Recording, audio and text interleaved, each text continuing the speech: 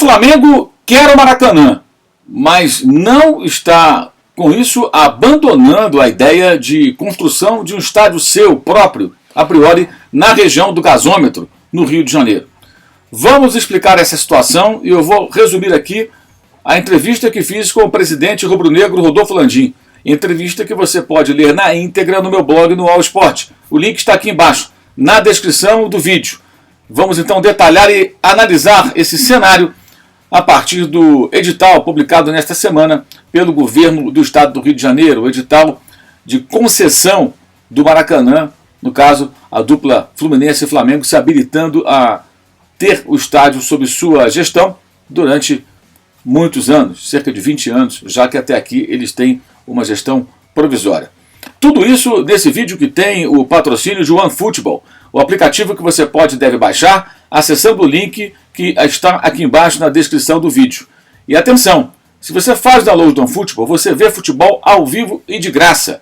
Isso mesmo. E nesse sábado, olha, tá caprichado para começar com o pé direito a temporada europeia de futebol no OneFootball. Atenção, anote na sua agenda. Faça o download e anote na sua agenda.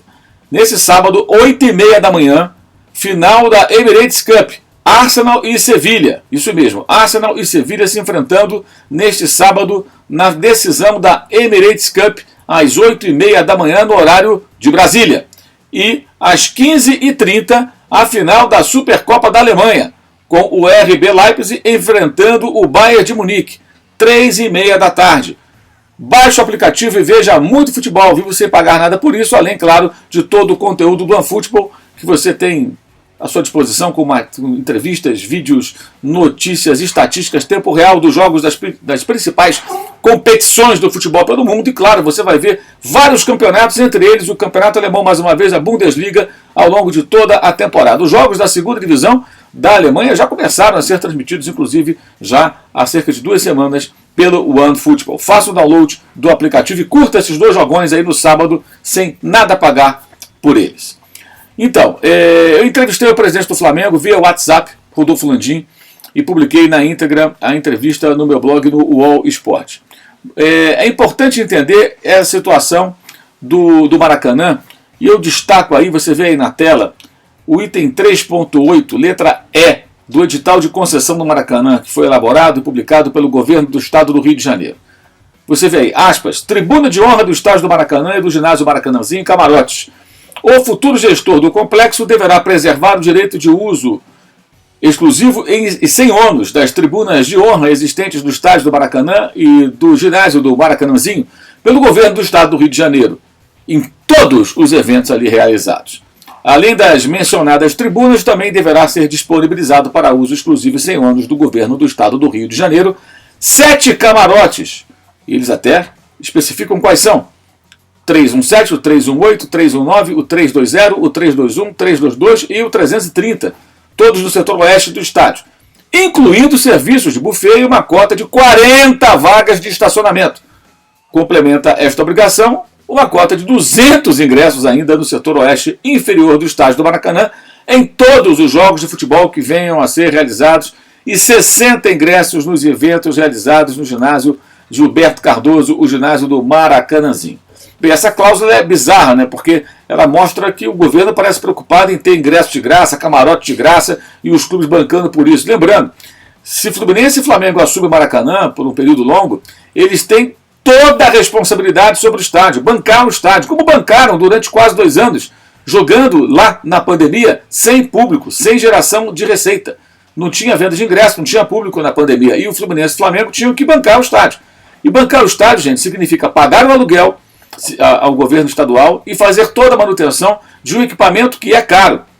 Sempre alertando que aquela cobertura que está no Maracanã desde os Jogos, a Copa do Mundo, né, e que também dos Jogos Olímpicos até houve aquela questão dos fogos, que gerou muita polêmica, ela um dia vai ter que ser trocada. Em alguns anos ela vai ter que ser substituída. Ela vai custar muito dinheiro.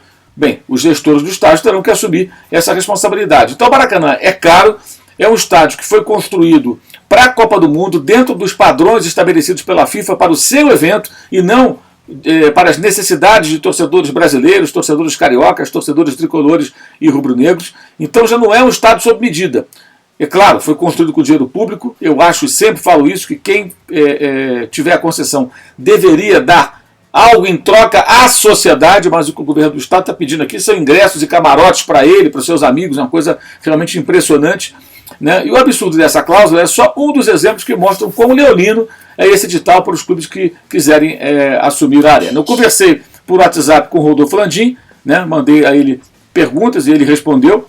E eu questionei, né, se interessava ainda ao Flamengo continuar tentando obter a concessão do estádio, mesmo com esse edital, com trechos como esse que citei, entre outros. Ele disse que sim, porque o Flamengo não tem opção melhor. Né? Mas, quando eu perguntei sobre o estádio do gasômetro, né, se deve ser levado a sério ou não, né, esse projeto, essa possibilidade deve ser levada a sério, ele disse que deve sim, né, é sério, mas que o Flamengo não vai conseguir colocar isso em prática no curto prazo. Que mesmo que o Flamengo consiga viabilizar o novo estádio, o que tem tomado, segundo ele, um bom tempo, dele e de outras pessoas, isso não vai ser viabilizado num prazo curto. Então o Flamengo teria que ter um estádio para jogar durante todo o período de construção. E aí eu perguntei se seria razoável a concessão do Maracanã por alguns anos apenas. Ele falou que isso não depende do Flamengo, mas que ele não vê o Estado como um bom gestor da infraestrutura. Diz que hoje, com o Fluminense e o Flamengo fazendo a gestão, se oferece algo melhor do que era antes, até do que quando a Odebrecht era a concessionária, era quem tinha a concessão. Né? Aí perguntei a ele se o Flamengo poderia assumir o estádio e, paralelamente, começar a erguer seu próprio campo, seu próprio estádio, para que, quando concluído, rompesse com o Maracanã. Né?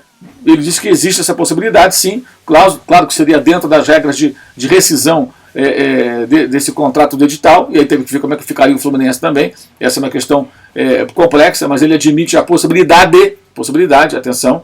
Né? E aí eu perguntei a ele da questão dos clubes que não são gestores do estádio e que eventualmente querem lá jogar, que é o caso do Vasco, que é um dos grandes problemas. E aí o Landim responde longamente, com detalhes, falando da questão do gramado, que o gramado não suporta mais do que 50 jogos por ano, o Vasco quer jogar lá, e que o Fluminense teve que fazer um jogo de volta redonda, o Flamengo fez 2 jogos recentes em Brasília para que o gramado pudesse descansar, porque não aguenta 3 times jogando. Isso é fato, né, gente? A gente vê, inclusive, que os gramados mais castigados do Brasil são os do Maracanã, o do Castelão em Fortaleza e o Mineirão em Belo Horizonte. Por quê? Em Fortaleza jogam Ceará, Fortaleza, às vezes até o Ferroviário, e em Belo Horizonte o Cruzeiro e o Atlético jogam também no Mineirão. Então os gramados eles não suportam, claro, muitos jogos, como acontece, ao contrário do que acontece no Morumbi e no estádio do Corinthians, por exemplo, ou do Beira-Rio, que só recebem jogos respectivamente de São Paulo, de Corinthians e de Internacional, para citar aí 3 exemplos. Né? E aí ele questiona que o gramado sofre, que não tem condição. E nisso acho que ele tem razão. Não tem condição de jogar toda hora ali naquele campo. Não vai aguentar. Não aguenta. Né? E aí aquela coisa, o Vasco não participou da concessão, ele não quis, ele tem São Januário. O Vasco não participou, evidentemente, dos jogos ali durante a pandemia, que não era interessante jogar lá, e o Fluminense e o Flamengo que ficaram assumindo as despesas do Maracanã, os custos durante aquele período todo. E aí eu perguntei para ele se o Flamengo pode buscar a concessão, né? Eu insisti na pergunta, e jogar lá até que o novo estádio fique pronto. E aí, quando for o momento, olha, eu não quero mais a concessão, vou romper daqui a tanto tempo, de acordo com as regras de rescisão que existem em todo o contrato. Ele admite de novo que isso faz sentido, né? E perguntei a ele também se o Flamengo pensa em, sozinho ou com o Fluminense, propor ao Estado não a concessão, mas a venda do Maracanã, para que comprem o Maracanã. Quanto vale? X. Vamos financiar e vamos pagar. Ele respondeu da seguinte maneira, vou abrir aspas aqui para o Rodolfo Landim, e reproduzo aqui na tela, inclusive, esse trechinho final da entrevista publicada no meu blog do All Sport, que eu sugiro que você leia acessando o link aqui na descrição do vídeo para ler tudo na íntegra.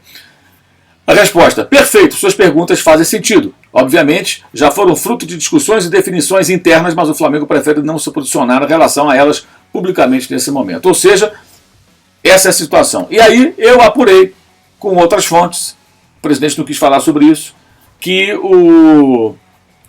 dentro do clube há essa discussão. E há quem defenda o seguinte: vamos tentar comprar o Maracanã. Quanto custa? Vamos fazer uma proposta. Faz um financiamento, compra o Maracanã, paga o empréstimo, paga o financiamento e vamos em frente. Sozinho com o Fluminense, aí uma longa discussão. Já entrei em contato, inclusive já mandei mensagem pedindo entrevista com o presidente Mário Bittencourt do Fluminense. Espero que ele nos atenda para que possamos fazer a mesma entrevista, o mesmo tipo de entrevista com o presidente do Fluminense, falando a respeito disso. E se isso acontecer, vou publicar no meu blog no All Sport e vou trazer para vocês aqui um resumo dessa conversa. Então, essa é a informação. O edital saiu. Muitas críticas. O edital tem trechos realmente que não são legais para os clubes, mas o Flamengo ainda quer o estádio, porque não vê opção outra além do Maracanã nesse momento. Mas admite que não se deve descartar, digamos assim, a possibilidade de assumir o Maracanã, construir paralelamente o seu estádio lá na região do gasômetro, por exemplo, né, digamos que lá seja, e depois de alguns anos, quando o estádio ficar pronto, romper com o Maracanã, deixar o Maracanã com o Estado, com o que quer que seja, e seguir o seu caminho nessa nova casa. Então, esse é um assunto que vai ganhando importância, ganhando relevância, e eu acho que, de fato, o Flamengo tem que definir o seu futuro, e o Fluminense também. Não dá para ficar a vida inteira nessa situação de improviso. E essa questão do Vasco, nada contra o Vasco jogar no Maracanã. Ele mesmo fala isso, eu também acho. O Vasco tem direito, foi construído com dinheiro público, mas e o gramado, como fica? Não tem sentido também o Vasco só usar o estádio quando ele quer. Ele não participa da manutenção, ele não paga o aluguel do estádio, que paga-se um aluguel, né, uma taxa ao governo. Ele não tem que, em momentos como na pandemia, sustentar o Maracanã mesmo sem receita, e aí quando interessa ele vai lá e joga. É mais ou menos como se você alugasse um apartamento seu para uma pessoa, e quando interessasse essa pessoa, ela pudesse ocupar o apartamento, ou parte dele, um quarto, um banheiro. Não tem sentido. Se o Flamengo e o Fluminense assumirem o Maracanã, eu acho que isso tem que ser mais ou menos da seguinte maneira. Olha, é como alugar um imóvel. Esse imóvel eu aluguei, eu faço o que eu quero aqui. Eu não posso fazer obra, derrubar a parede, descaracterizar o imóvel, mas enquanto eu morar, eu defino o que eu faço aqui dentro. Ele é meu. O proprietário não pode entrar aqui a hora que ele bem entender, fazer o que ele bem entender. É mais ou menos assim. Mas como trata-se de um equipamento erguido com dinheiro público, repito, Fluminense e Flamengo deveriam dar alguma contrapartida à sociedade. Eu acho que é aí que o edital deveria trabalhar. De que maneira? Porque o Maracanã é um complexo que envolve também o Parque Aquático Júlio Denamari, envolve também o ginásio do Maracanãzinho, e havia também o estádio de atletismo Célio de Barros. De que maneira a sociedade pode usufruir desse complexo? De que maneira a sociedade, ao invés, por exemplo, de dar ingressos para todo esse pessoal aí que o Estado quer, por que não reserva uma carga de ingressos fixa a cada jogo do Fluminense e Flamengo para alunos de escolas públicas? Para, sei lá, aposentados do Estado, pessoas que vivam no Estado, pessoas que não podem comprar ingresso, que teriam acesso a jogos de futebol. Né? A pessoa se inscreve no programa, junto do governo do Estado, dos concessionários do Maracanã, e vai ter ali X ingressos a cada partida de futebol. Você coloca o seu nome ali, se inscreve, quando chegar a sua vez você vai ter o seu ingresso, vai tirar ele online, vai se apresentar lá e vai assistir o jogo. Sejam crianças das escolas do governo, sejam estudantes em geral, pessoas que não podem pagar por ingresso e que teriam pelo menos a oportunidade de eventualmente assistir uma partida de futebol. Por que não? Já existem as gratuidades por lei, né? Mas você poderia fazer um programa voltado para grupos de estudantes e tudo mais, que seria bem interessante. Por que não visitas ao Maracanã gratuitas para alunos das escolas públicas e com descontos para aqueles que não são? Enfim, uma série de situações. Eu já citei aqui em outro vídeo, aliás, você pode assistir a esse vídeo aqui em cima, clicando, falando sobre o legado de Jogos Olímpicos de 72 em Munique, da Alemanha, e de 2012 em Londres, na Inglaterra.